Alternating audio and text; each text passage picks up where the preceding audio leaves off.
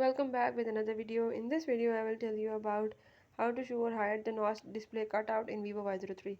So if you want to show or you want to hide the notch display cutout, I will tell you how you can do it.